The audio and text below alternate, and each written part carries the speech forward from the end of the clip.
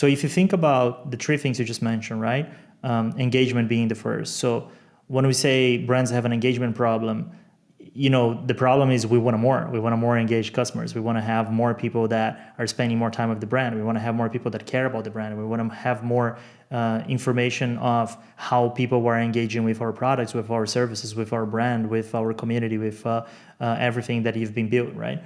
The current issue you have within Web2 when it comes to engagement is that either engagement is siloed within a platform that you don't own, like social media, for example, when you have to, pay to reach or, boost some posts or run ads to reach more people and then to start looking into that sort of like engagement mechanism.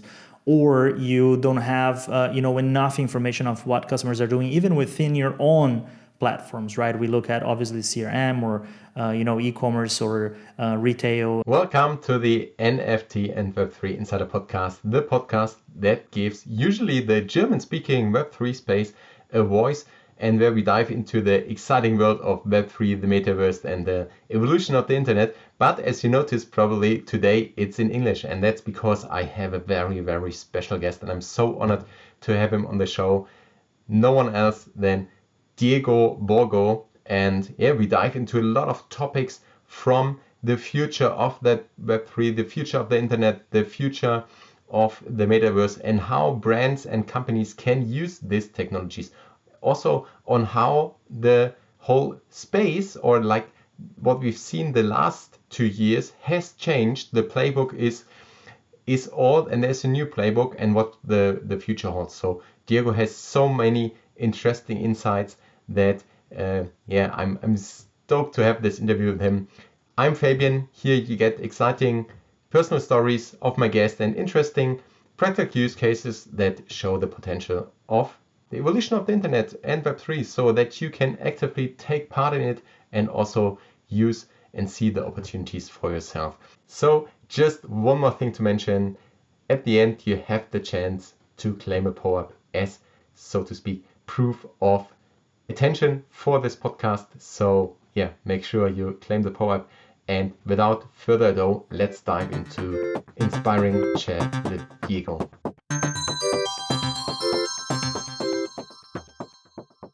Diego, man, welcome to the show. Welcome to the NFT Web3 Insider Podcast. I'm so stoked, so happy, so honored to have you here. I was waiting like a long time for it, and I'm sure we have a lot of exciting things to talk about. So welcome to the show, man. And how are you these days?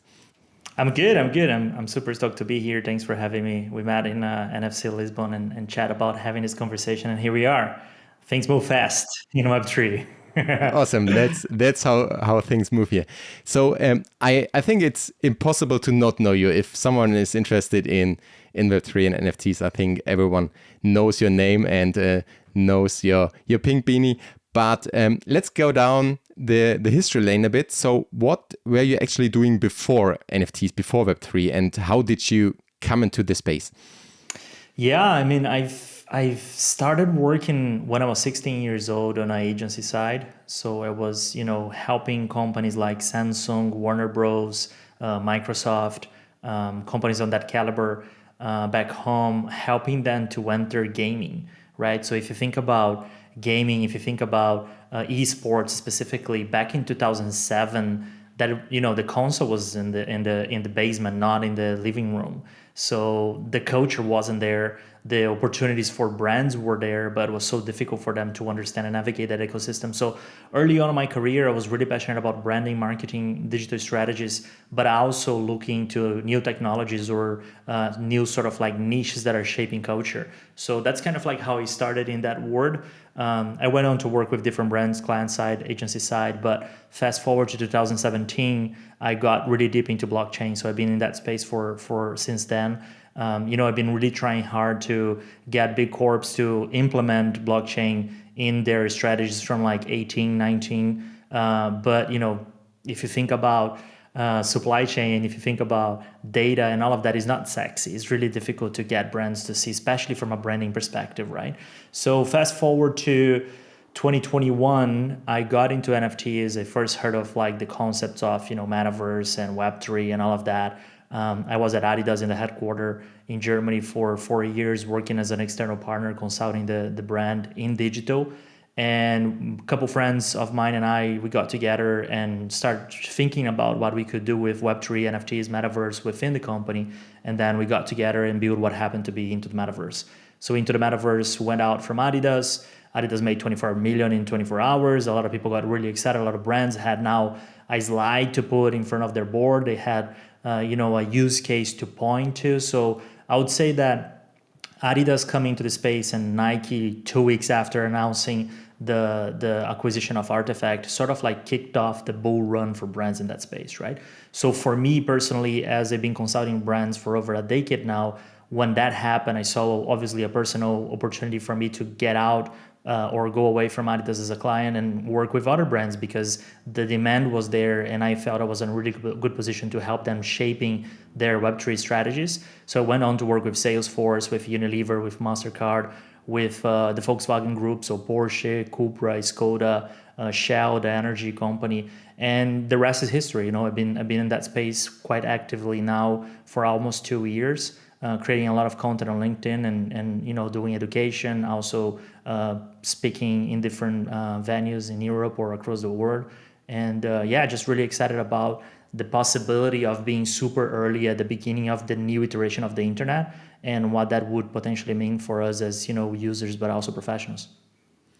Yeah, one can see really if you connect the dots there, you always worked with the big brands on brands and marketing and for innovative things and use case, right? Like gaming, and then you see this opportunity in Web3 and with NFTs. And I mean, you just mentioned them all. So basically every kind of Fortune 500 brand that has a drop out there, you've been basically part of. So maybe for people that also don't or just start to dive into the topic, how would you, for example, explain Web3 to my 80-year-old granny? So what does it mean and why it's so exciting?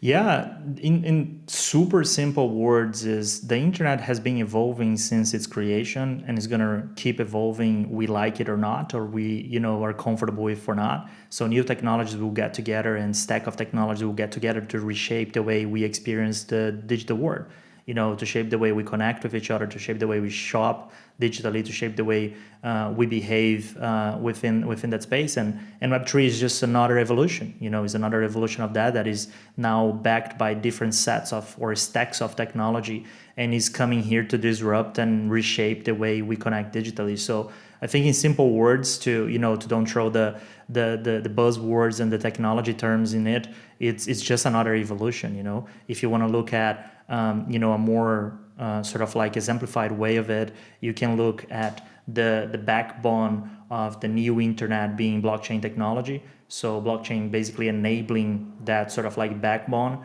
and then you have the interface, which is sort of like the way you actually interact with the web, being metaverse, immersive experiences, immersive words, immersive web, whatever the fuck you want to get as a term, that's what it is, right? And you have those two, and then in between you have a whole set of new technologies, right? You have AR, you have VR, you have cryptocurrencies, you have DeFi, you have NFTs, you have DAOs, you have AI, obviously, artificial intelligence, and all those stack of technologies are now getting together to keep reshaping the way we experience the web, right? And I think it's as simple as that. That's the interesting thing, right? Because all these technologies, they now, if they are kind of bundled together and they work together, it creates so many opportunities, and the future is just exciting. So was this what you just described? Was it always the view you had on Web3 and metaverse, or did it change over the last years? Because over the last years, I think everyone knows we had this crazy hype, and you just mentioned it. I mean, Adidas, it was just such a lighthouse moment, right? When they did the drop and they had the collaboration with the Bored Apes and with G Money and the Punks comics, and then they 25 million or 25 million in 24 hours. It speaks for itself. So how did your view on those things, on this technology, on Web3, on NFT, on the metaverse changed over the last years? If so. It did, and I think it's something that comes with being at the edge of technology as well, especially on sort of like the role that I have as someone that is trying to shape directions and helping brands to be at the cutting edge of everything that's happening. If you tell me that you believe the same things you did 2 years ago with such a fast moving technology, I'll call you crazy, because things are changing by the minute, not even by the day, right? So for me, the way I was seeing Web3 when I first got into it was really sort of like more the maxi way of looking at Web3, right? So the current sort of like look into the actual way of thinking about how does ownership looks like, how people having crypto wallets look like, how we're gonna get cryptocurrencies in the hand of everyone, how we're gonna turn around the government system and the financial systems across the globe. So I think that the initial thing that got me excited about it is what we call today the Web3 native, which is a niche audience, which I believe it will remain a niche audience for forever, because I don't necessarily think that the average Joe or the 7.5 billion people in the planet gonna really care about where their keys are stored, or they don't want to be with banks anymore and they want to have all their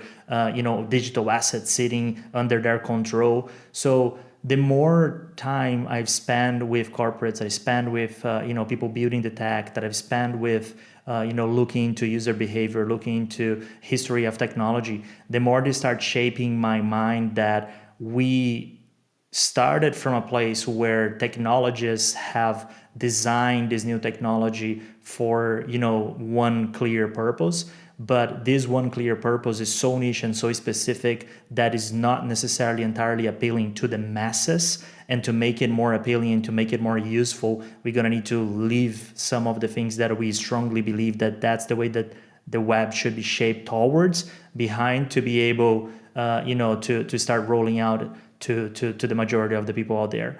So within that space, obviously I'm looking more and more into experiences per se, right? So instead of starting with it has to be Web3 because Web3 is going to save the world and blockchain is going to save the world and all of that, is more about what are the problems and challenges that businesses and users and consumers have that this technology could potentially enable and make it better, and how do we leverage that technology to do so, right? So it's not the technology per se, it's not about that maximalism per se anymore. It's really about the potential and the things that can be done with it.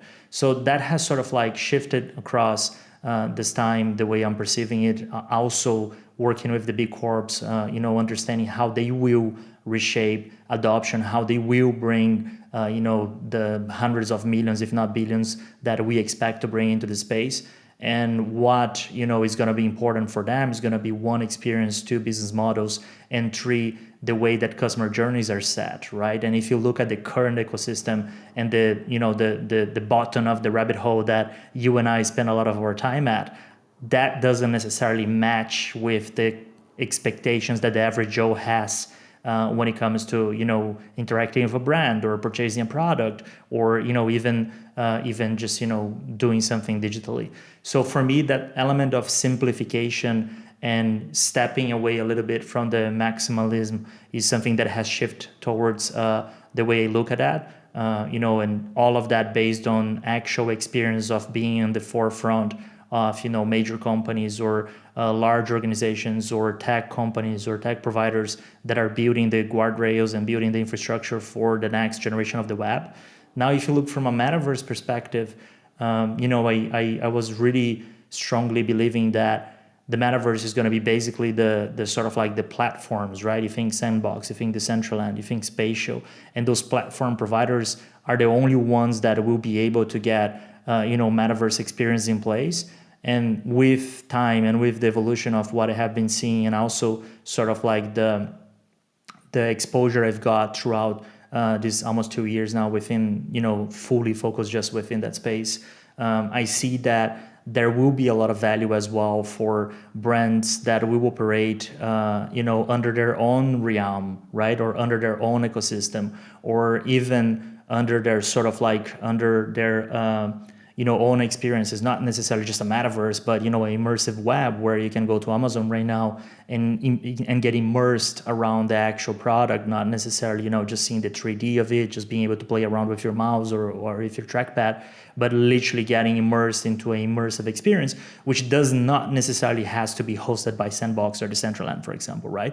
So I think that also that element of the in-between situations on which, yes, we're going to have the, fully decentralized metaverse that's the Wild West and everything has to exist within it and is extremely important that it does.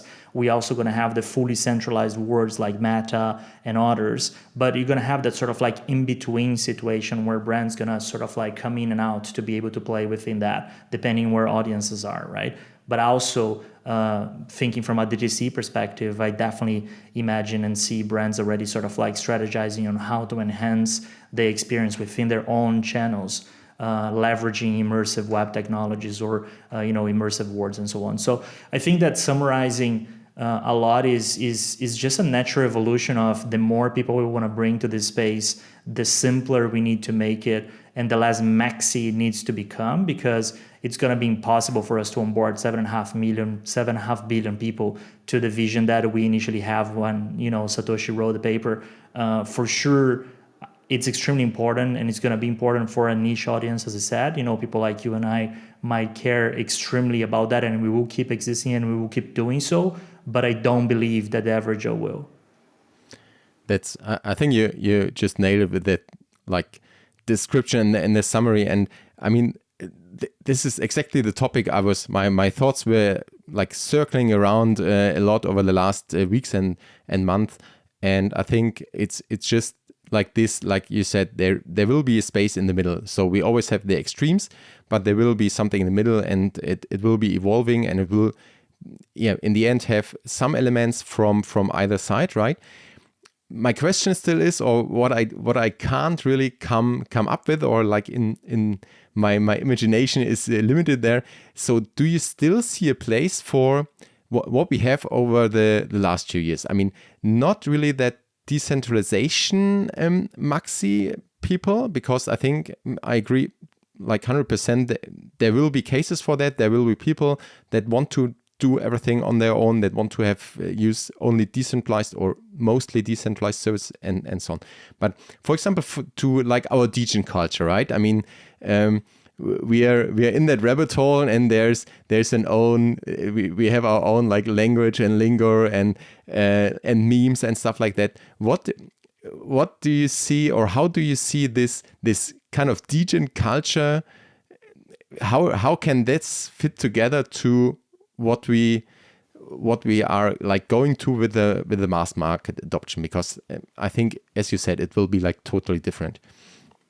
Yeah, I mean, I think it's going to keep existing, right? I think that it is really exciting, and it was more exciting, and it's it's sort of like it's not dying, but it's becoming more mature as well in different ways. I think that the degen culture is exciting because it's new, it's fresh, it's counterculture. And I think that always will exist, right? It's going to reshape. Out of a sudden, if there's too many people going into the degen culture, there will be a new culture that will be created because that's now mainstream and we don't like that anymore. It's the same with music, it's the same with movies, it's the same with art, it's the same with anything, right? If you think about that mixtape that you cannot get anywhere and then you listen to and it's like, hey, yo, come to my home, I want to show you.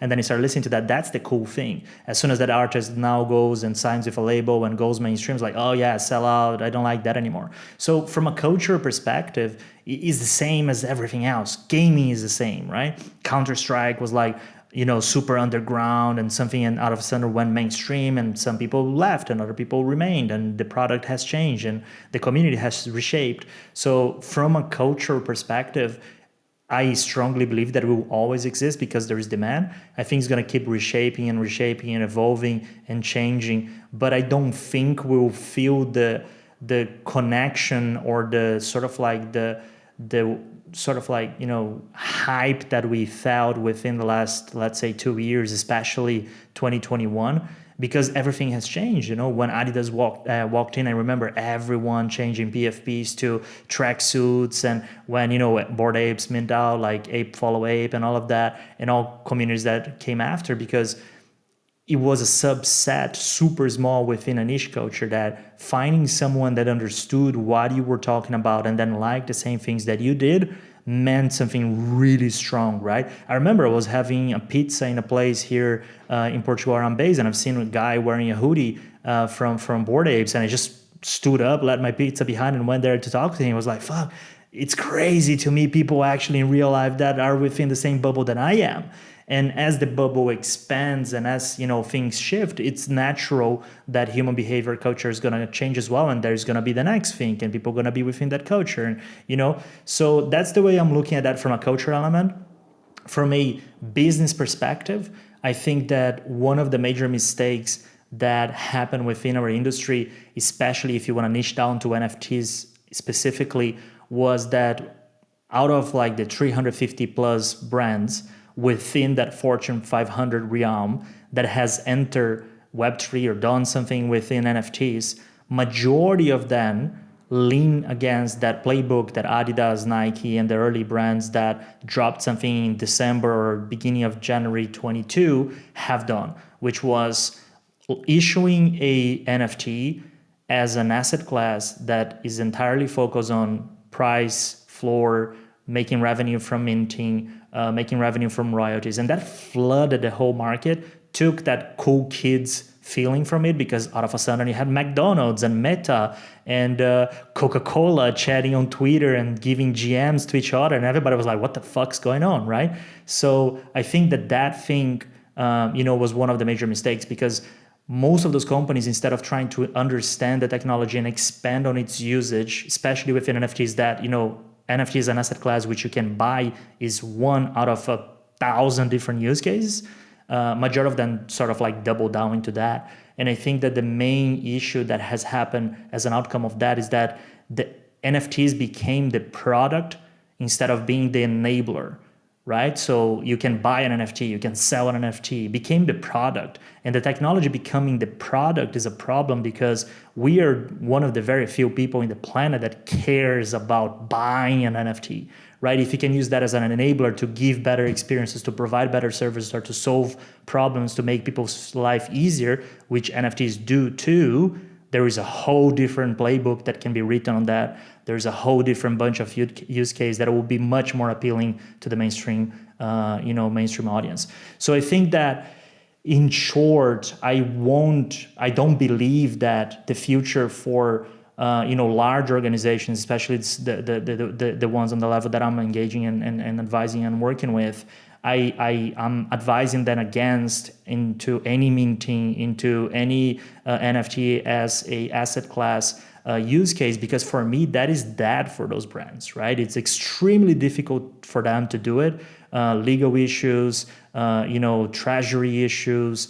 The community is so small when you think about the sort of like the Web3 native or NFT native community is so small compared to their already existing audience, and is so demanding, right? Like they love you one day, the other day they throw in front of the bus, like you were cool yesterday, today you're dead. And a lot of times can get so toxic that I think that the sort of like risk versus benefit that a large organization can get today within that space, it's just disproportional, right? We've seen companies like Porsche coming into the space, and they make 20 billion in revenue, 28 billion in revenue a year, and and now you have an NFT collection that has I would say 1,500 unique wallets behind holding it, right?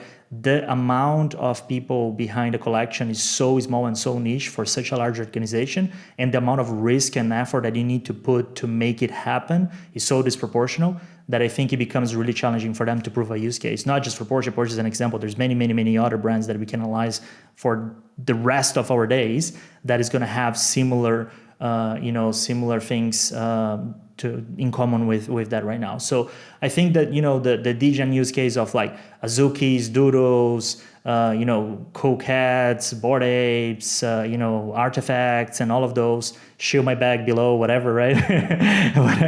whatever you're holding, that's gonna always exist, right? Is kind of like the counterculture, is the cool kids, is the cool clubs, but I definitely don't think that there is a large play for major organizations within that space anymore. I think that the boat has moved to a different harbor now, and they need to catch up and see what's next for them too.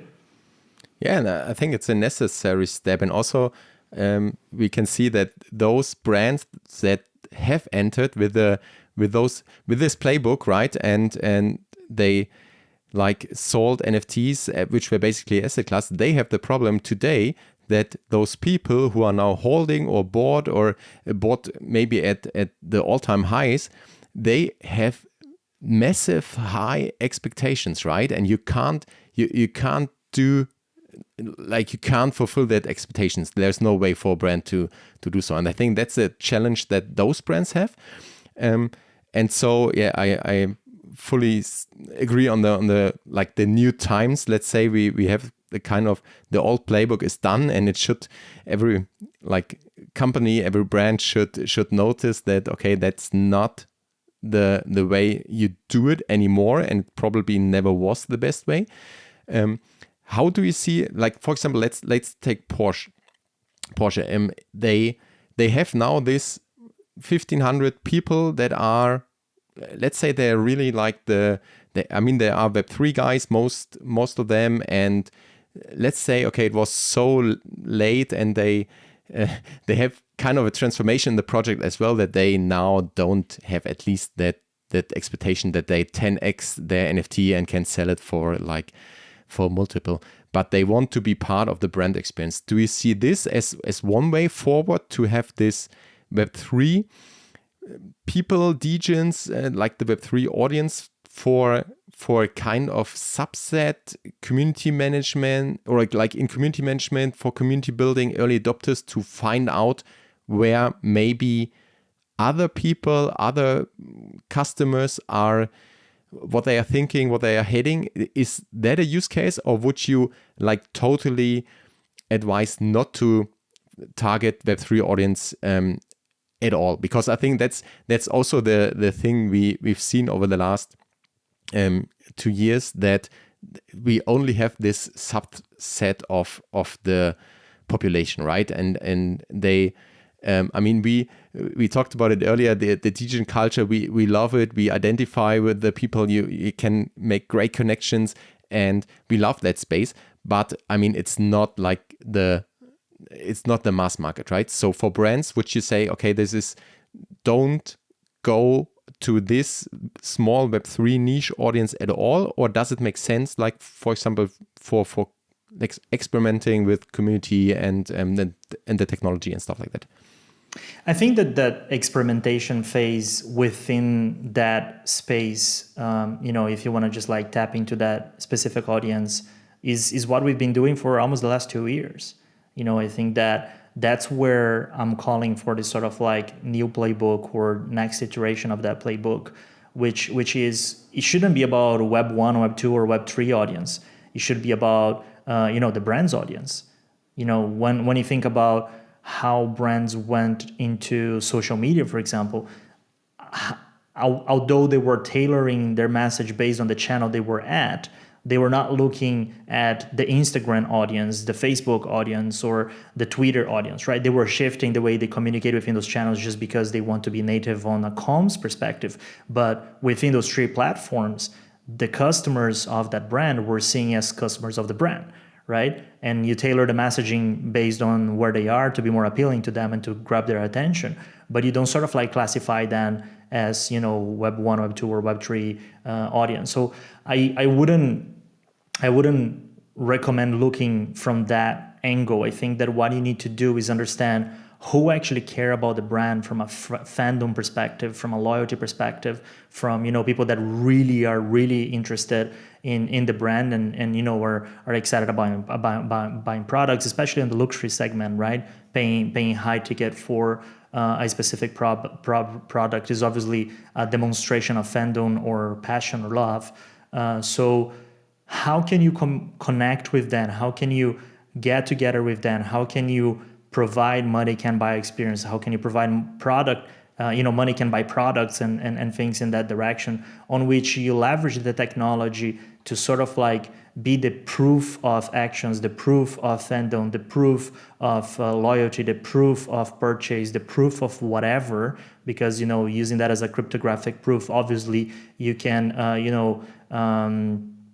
sort of like weed out a lot of the problems that you would have with fakes and bots and scams and scalpers. And how do you then leverage a better experience through that? Right, a super simple example within that space is, for example, the sneakerhead community, where if you look at Nike or Adidas, for example, every time you had like a easy drop back in the day, or a new Jordan drop from Nike or something, you always would have bots going through. You always would have scalpers trying to buy it to resell, when the actual customer, the actual fan, the actual person that cares about it was always being left behind because they just couldn't get their hands on the product, right?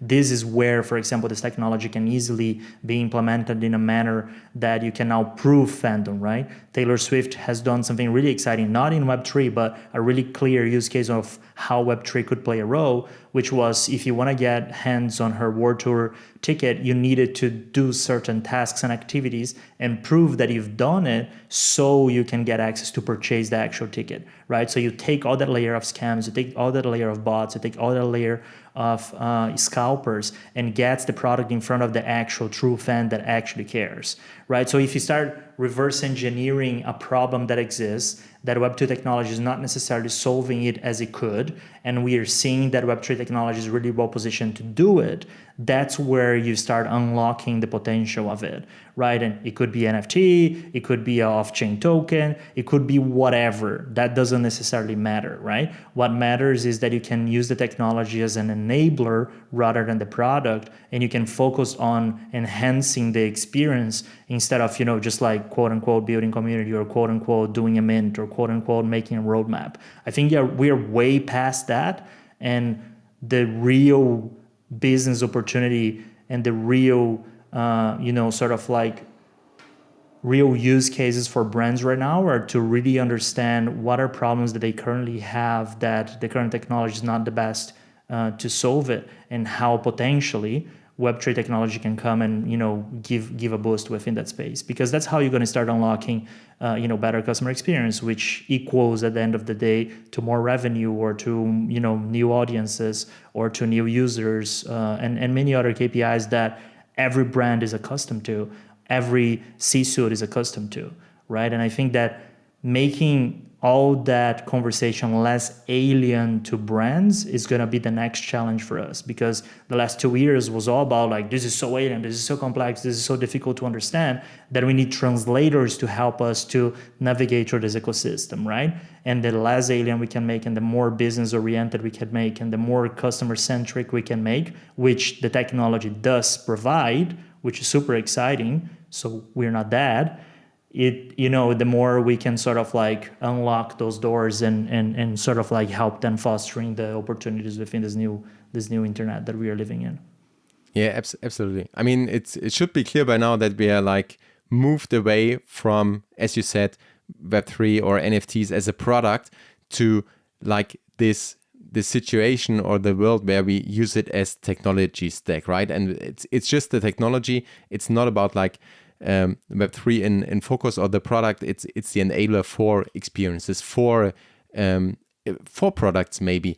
And I think in Lisbon on at NFC on your keynote presentation, you really nailed it. So what stuck to me was, you said brands don't have a Web3 problem. They have a loyalty problem, they have an engagement problem, they have a growth problem. So basically Web3 can help, or this technology can help to solve those problems, or to have like take existing problems and find better solutions to it, right? And you just mentioned a few examples for how that can be done. It doesn't have to be like full Web3 or just like a blockchain at all. It can be just, maybe it helps to think that way, right? So looking ahead, what do you think is the like biggest catalyst or like event that will that will accelerate the adoption and the integration. And you said earlier as well, and I fully agree on that, it has to become easier and not that alien. So we don't, I mean, if I have to tell people to, I don't know, download a wallet and then open an account and deposit some fiat in it, then exchange it, then send it all over, and like all the stuff you have to do, I think the entry barrier is so high right now. So I think that's one. But from your point of view, what will be the like biggest or most important catalyst or event that will accelerate this process we're on? Yeah, for me, it's super simple, right? I always love looking at the past to try to predict the future. So if you look at how Google has made a catalyst in the early stage of web, and now how ChatGPT has made a catalyst in the early stage of sort of like retail or customer facing AI utilization, both have done a very similar thing on their go-to-market, right? Which made them successful.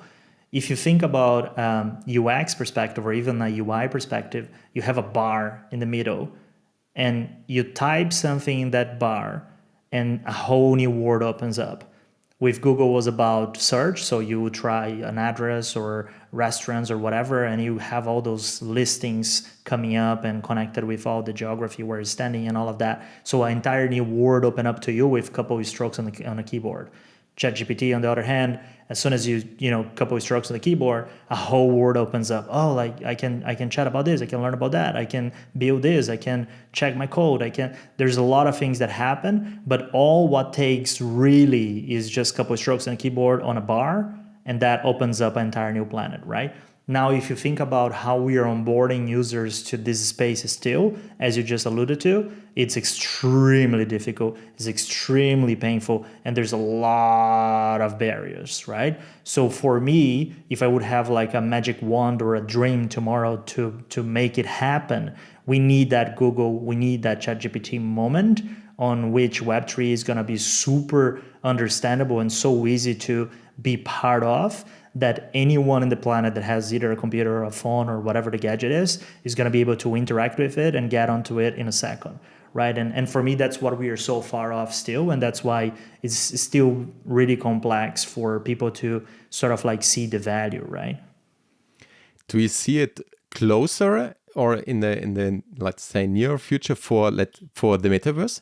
For example, like a lot of people talked about how the new Apple Vision Pro can be this kind of iPhone moment, which is kind of the same, right? For example, for the metaverse. I mean, they didn't call it like that. It's they use different terms, spatial computing and stuff like that.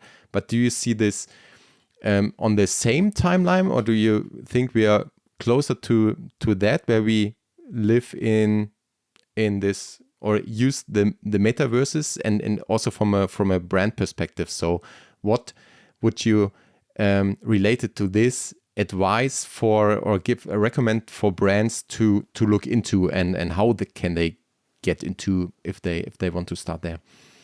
Yeah, I think all those things going to keep moving together, right? All of those stack of technologies again, because if you look at the actual description of Web3 from the Ethereum Foundation, that was the responsible for sort of like creating the term, that is very narrow to like blockchain, is very narrow to sort of like the cryptocurrency environment and space. So if we start sort of like opening up that term and simplifying it by that is the next iteration of the web and how we connect with each other digitally, then you have the interface as the metaverse, as we've said before. Then we have these different stacks of technology that's going to help us shaping the future of the web, or the next steps of the web, if you will. And for me, this is always going to keep evolving together, right? I don't think that one thing can exist without the other.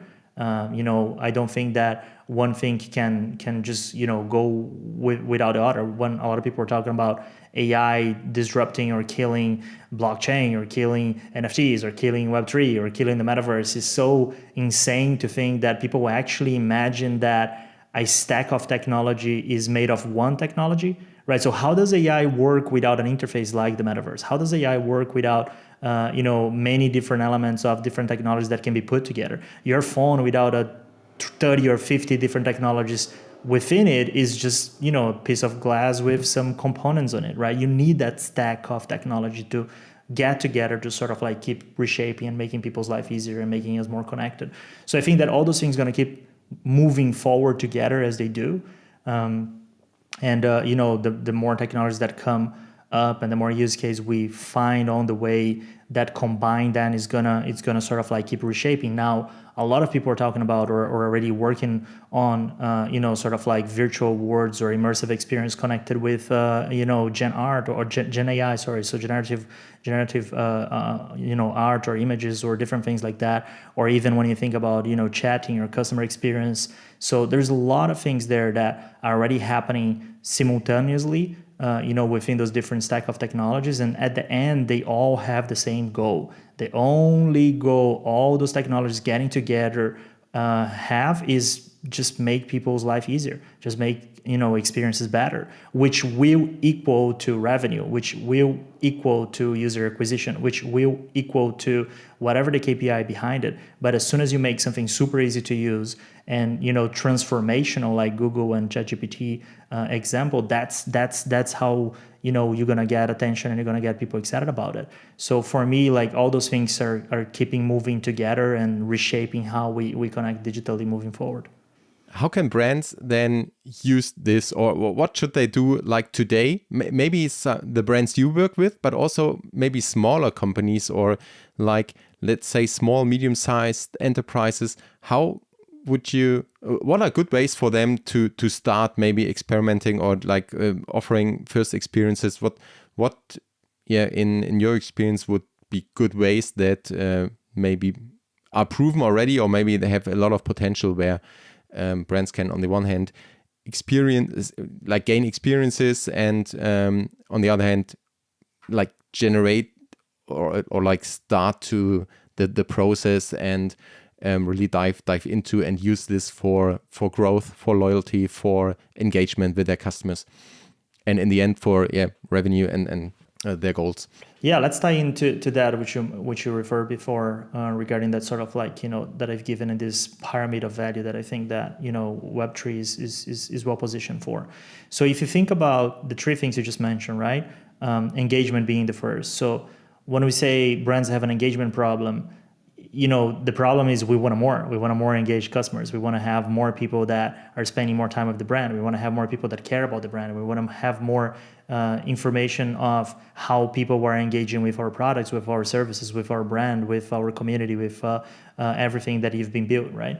The current issue you have within Web2 when it comes to engagement is that either engagement is siloed within a platform that you don't own, like social media, for example, when you have to, pay to reach or, boost some posts or run ads to reach more people and then to start looking into that sort of like engagement mechanism.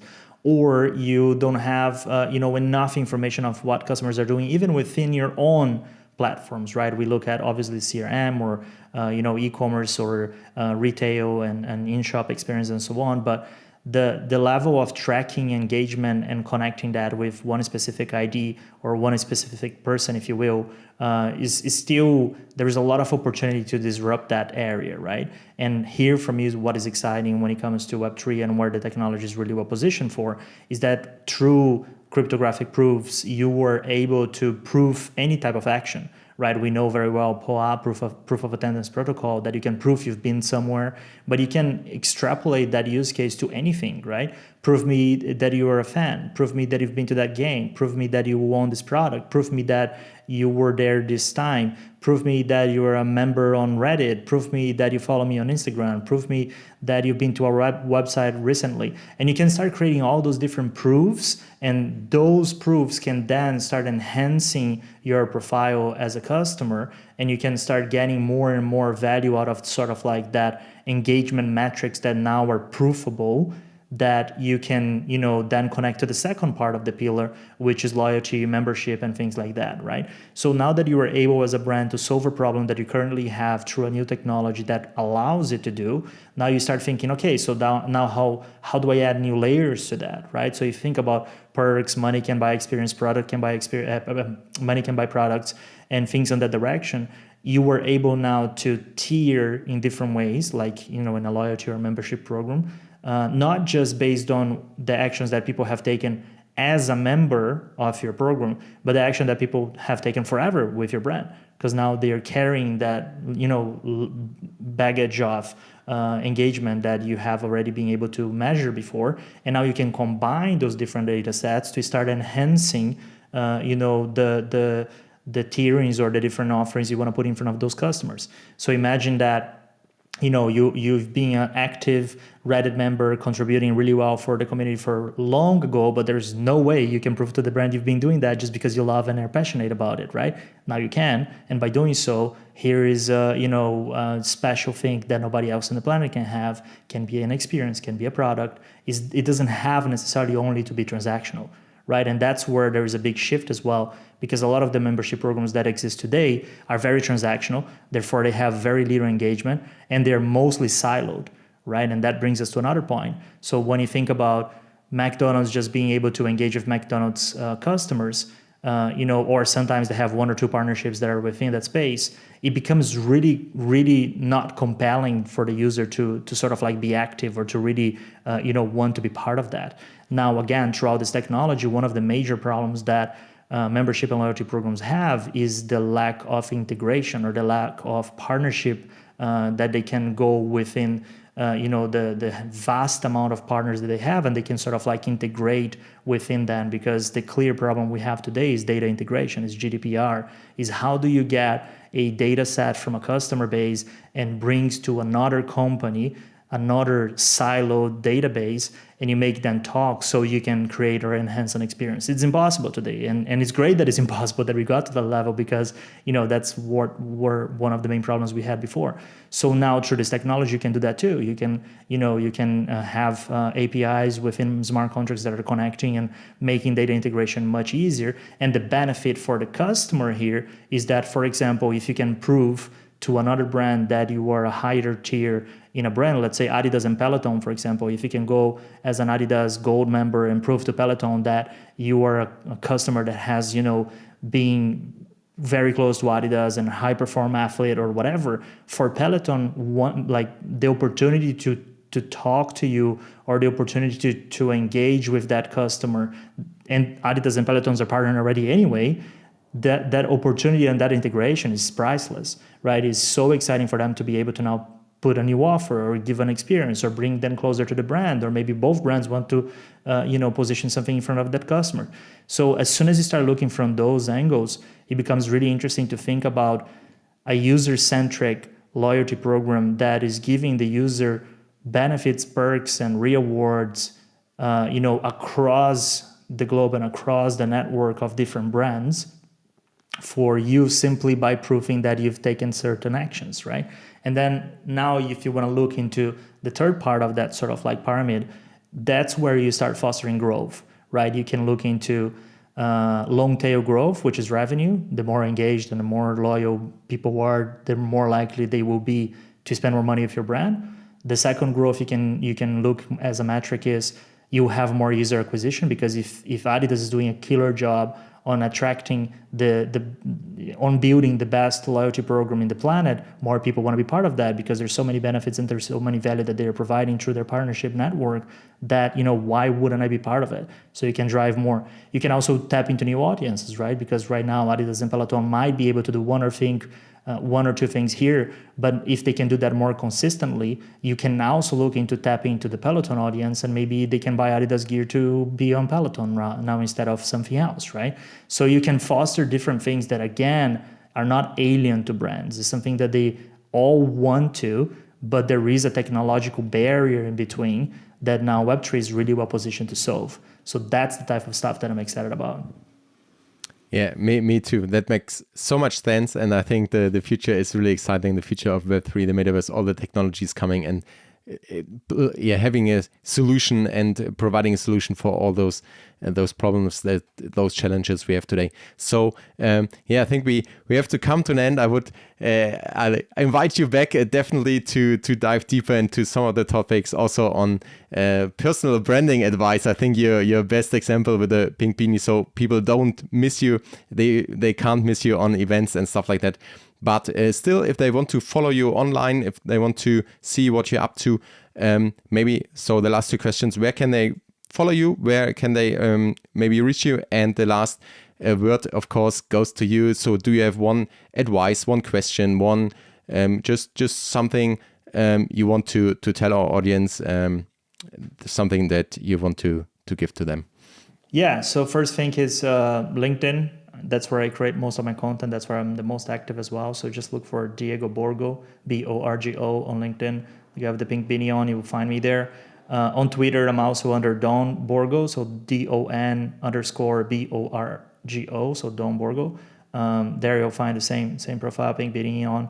So easy for you to recognize. I'm mostly active on LinkedIn, but I still, lurk a lot around Twitter because that's obviously the digital side of things is still there. And word of advice, I think it can be simplified to two words, right? I think one is can be simplified to two words, which is dig deeper, right? We hear so many bad news or so many conversations being steered left and right, and mainstream headlines of Web3 is dead and blockchain is dead and cryptos are dead and this is dead. And the only thing I would recommend people especially the ones that are really excited about that, is just stick around and dig deeper, because there's so much beyond it. I have 8 to 10 calls every day with a lot of very smart people that are so deep into this space, and they are building and the biggest companies in the world and super well-backed companies that are still raising funds, even though a lot of VCs are just looking into AI. It's still happening. We're still here. So there's a lot of opportunities in this space. If you feel that this is something you're passionate about, and if you think that this is the next big iteration of the web and you want to play a role early within that development, that's the place to be. Yeah. Thank you, Diego. There was so much insight, and I'm looking forward to meet you again, to see you again, to have you back on the show someday. And thanks a lot, man. Have a good day, and thank you. Thanks for having me, Fabian. Appreciate it. Thank you. Peace and out. Bye-bye. All right, guys, that was it for today. I'm still blown away by all these insights Diego shared with us, and I will listen to the whole conversation myself again for sure. But I also will do a summary in German, so be sure to subscribe to the podcast and to the newsletter to get more my insights, my takeaways from this podcast summarized in German if you prefer that language. And then, of course, as promised, you have now the chance to claim the POAP. For this to happen, you have to go to zntl.io/POAP, POAP, or you just click on the link in the show notes, and then you find a small set of questions, just 3 questions about this conversation. I'm sure you won't have a problem to answer them, and by sending those questions or the answers basically off, you will get a link back via email with your personal POAP claim link. So your chance to claim the POAP right now. And be sure to don't miss, as I said, subscribing to the newsletter. You also find the links in the show notes. We of course have all the links to Diego on the show notes as well. So be definitely sure to follow him, as he's a thought leader. And I think it's, if it was not clear before to you, I think it's after this interview that he's really an expert and a thought leader and really on the edge of innovation here. So yeah, that was it for today. Thank you for tuning in. Take care. Peace and out.